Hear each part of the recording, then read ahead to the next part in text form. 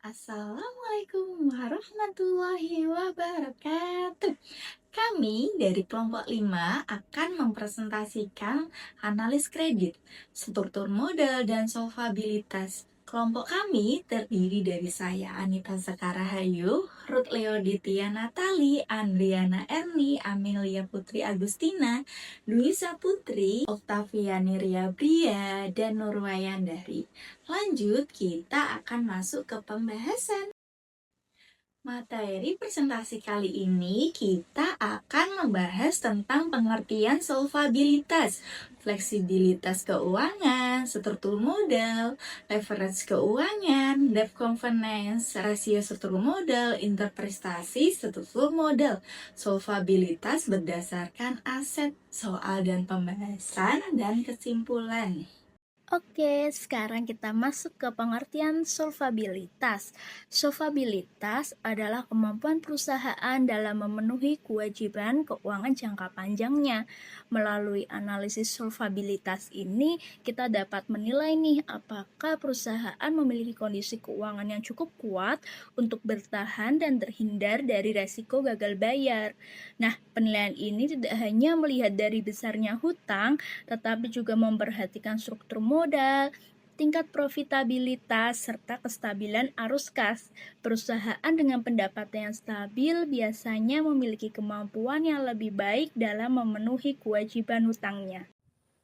Selanjutnya adalah fleksibilitas keuangan.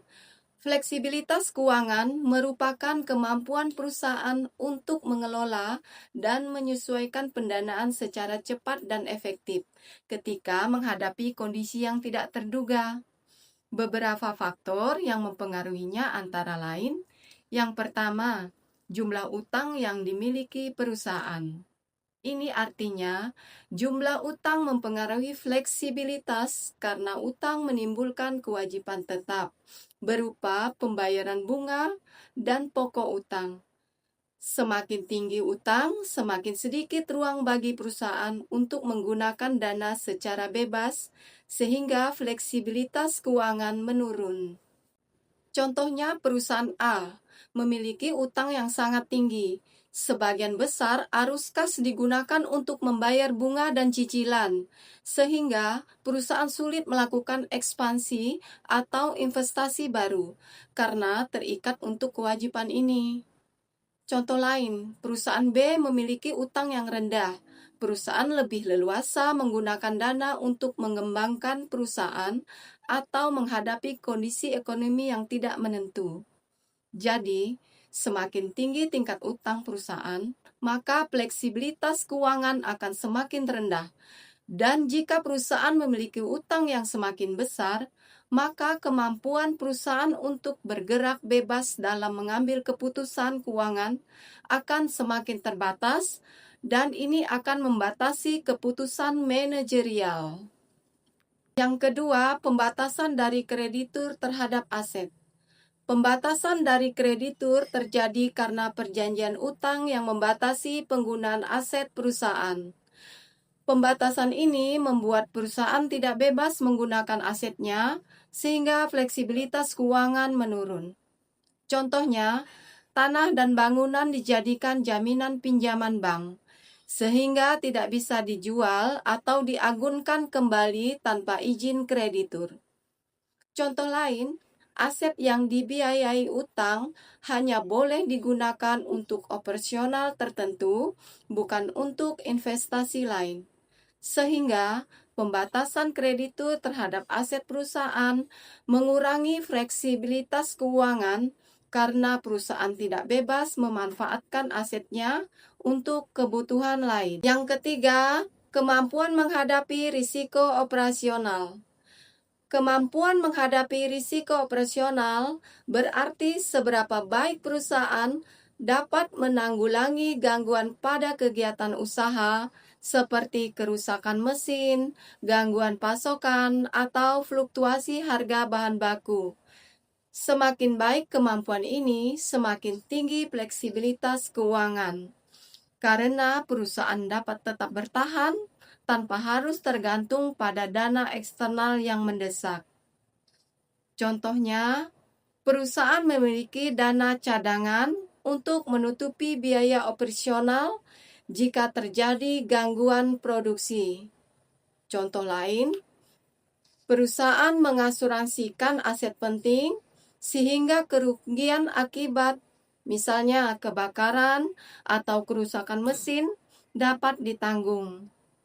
Contoh lain lagi, dengan beberapa pemasok, perusahaan tetap bisa beroperasi jika salah satu pemasok gagal mengirim bahan baku. Yang keempat, ketersediaan biaya diskresioner. Biaya diskresioner adalah pengeluaran yang tidak wajib atau bisa ditunda, sehingga perusahaan dapat menyesuaikannya sesuai kondisi keuangan. Semakin banyak biaya diskresioner yang tersedia, semakin besar fleksibilitas perusahaan dalam mengatur dananya. Contohnya, pengeluaran untuk promosi atau iklan. Jika kondisi keuangan ketat, perusahaan dapat menunda atau mengurangi anggaran iklan. Jadi, semakin banyak biaya diskresioner yang dimiliki, semakin tinggi fleksibilitas keuangan perusahaan karena perusahaan dapat menyesuaikan pengeluarannya sesuai kebutuhan. Pada slide ini, saya akan menjelaskan tentang struktur modal. Apa sih yang dimaksud dengan struktur modal? Struktur modal adalah komposisi sumber pendanaan perusahaan yang berasal dari ekuitas dan utang. Kedua sumber pendanaan ini digunakan perusahaan untuk menjalankan operasional dan mengembangkan usaha mereka. Yang pertama adalah pembiayaan ekuitas. Ciri utama pembiayaan ekuitas meliputi 1. Tidak memiliki kewajiban pembayaran tetap. 2. Resiko ditanggung pemilik modal. Dan yang ketiga, memberikan stabilitas jangka panjang bagi perusahaan. Sedangkan yang kedua adalah pembiayaan utang. Ciri utama pembiayaan utang yaitu 1. Memiliki bunga dan ada jadwal pembayaran. Yang kedua, menimbulkan biaya tetap. Dan yang terakhir, semakin besar utang, semakin tinggi pula resiko keuangan. Selanjutnya, leverage keuangan. Leverage keuangan adalah penggunaan utang dalam struktur modal perusahaan untuk meningkatkan keuntungan pemegang saham. Tujuannya yaitu untuk memperbesar laba selama pendapatan perusahaan lebih tinggi dari biaya bunga. Nah, karena leverage keuangan adalah penggunaan utang, maka mempunyai resiko atau sisi negatif, yaitu pertama, biaya bunga tetap. Selain itu, juga dapat meningkatkan kemungkinan gagal bayar saat kondisi perusahaan melemah. Debt covenant. Debt covenant adalah perjanjian antara kreditur dan perusahaan yang bertujuan melindungi kreditur dari risiko gagal bayar. Ada 4 batasan yang biasanya diatur. Yang pertama, modal kerja minimum. Yang kedua, struktur utang. Yang ketiga, pembayaran dividen. Dan yang keempat, arus kas minimum atau EBITDA. Modal kerja minimum adalah jumlah kerja yang dibutuhkan oleh perusahaan untuk menjalankan operasional sehari-hari. Modal kerja minimum ini biasanya dihitung berdasarkan kebutuhan kaspi utang dan persediaan. Tujuan modal kerja minimum adalah untuk memastikan perusahaan memiliki likuiditas yang cukup untuk membayar utang lancar dan menjalankan operasional. Yang kedua, struktur utang. Struktur utang adalah komposisi jenis sumber utang yang digunakan oleh perusahaan. Struktur utang dapat terdiri dari yang pertama, utang jangka pendek, yang kedua, utang jangka panjang, dan yang ketiga, utang obligasi, dan yang keempat, utang bank. Tujuan struktur utang adalah untuk mengoptimalkan biaya utang dan mengurangi risiko keuangan. Perusahaan dapat memilih struktur utang yang sesuai dengan kebutuhan dan kemampuan membayar utangnya.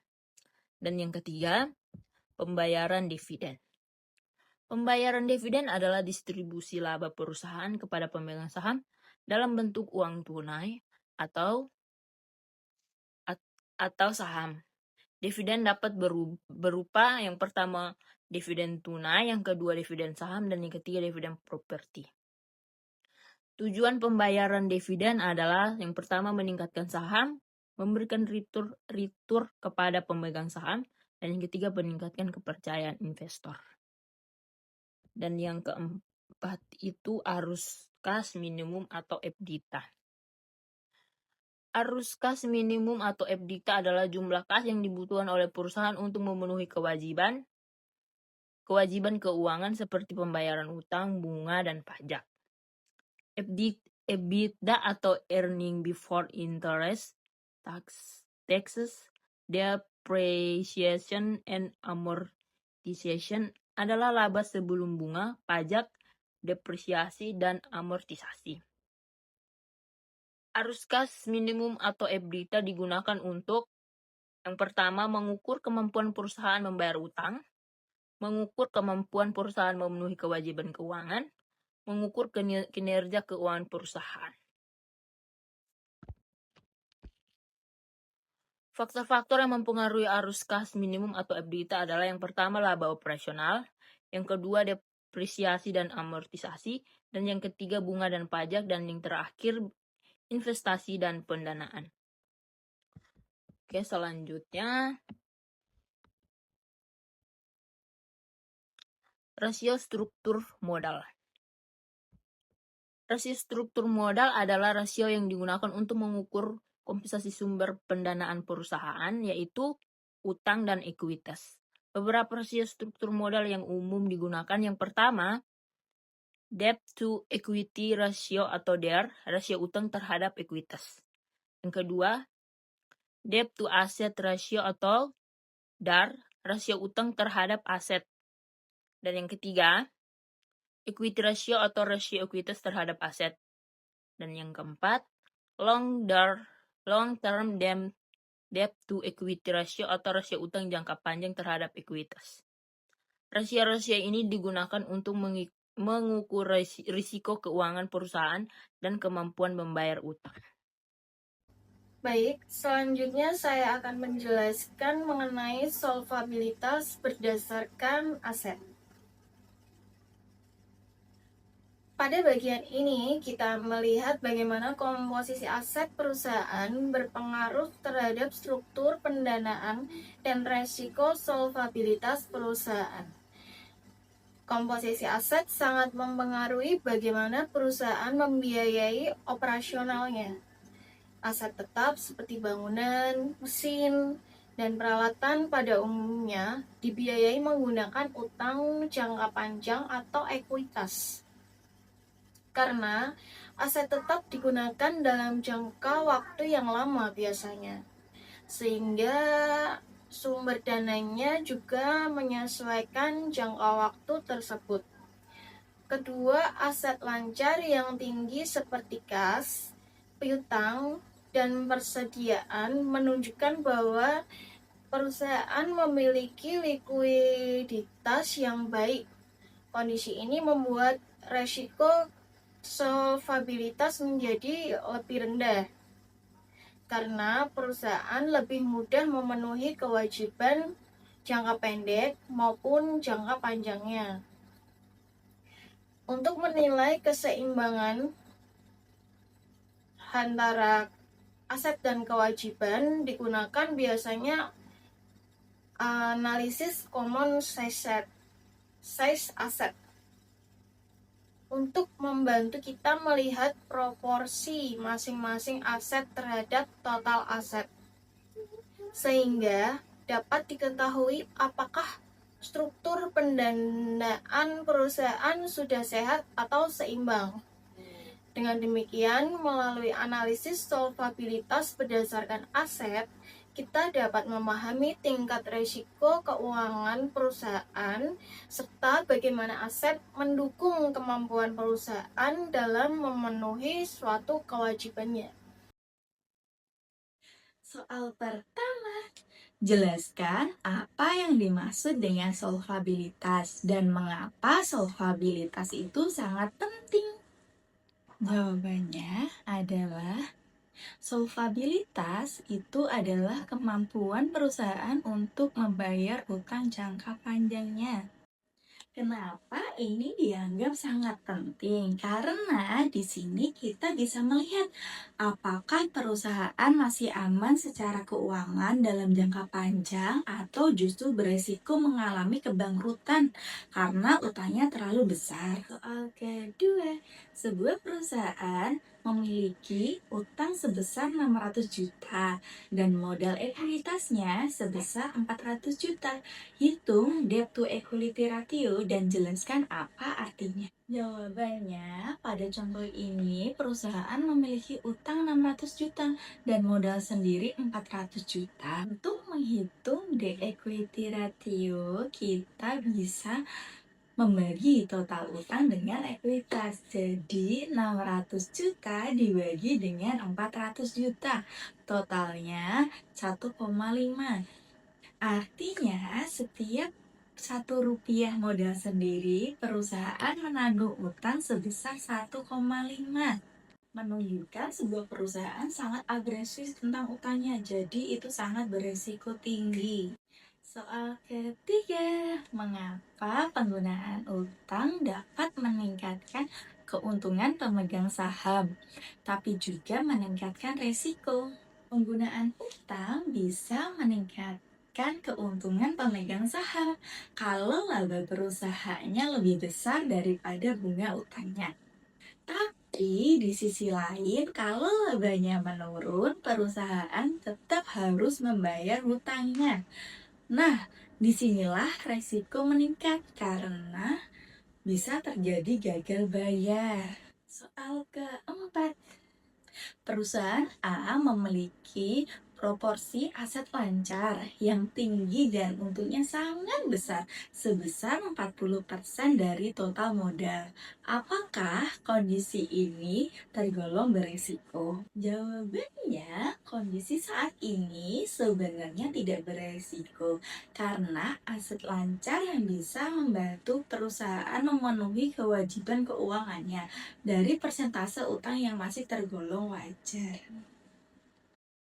Jadi, dari materi kali ini dapat kita simpulkan bahwa solvabilitas menunjukkan kemampuan perusahaan untuk bertahan dalam jangka panjang. Struktur model menentukan tingkat resiko keuangan perusahaan. Leverage memberikan manfaat sekaligus resiko. Rasio struktur model dan komposisi aset penting dalam analisis dan solvabilitas. Demikian pemaparan yang dapat kami sampaikan. Semoga pembelajaran kali ini bermanfaat dan menambah pemahaman kita semua. Atas perhatiannya kami ucapkan terima kasih. Wassalamualaikum warahmatullahi wabarakatuh.